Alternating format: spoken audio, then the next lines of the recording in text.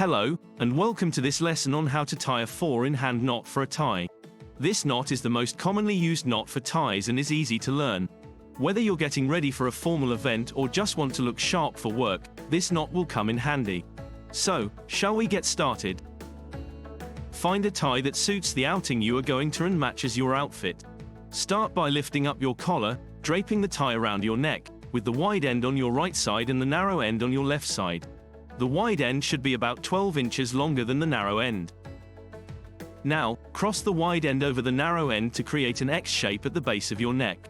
Take the wide end and bring it underneath the narrow end, pulling it to your right side. Bring the wide end back over the narrow end to your left side.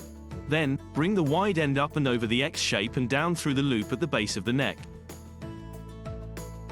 Hold the knot with one hand and use the other hand to pull on the narrow end of the tie to adjust the knot to your desired tightness.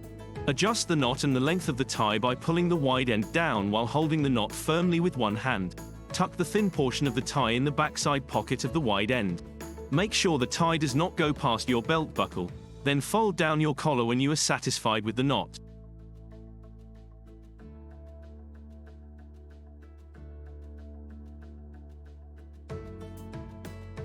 Now you're a pro.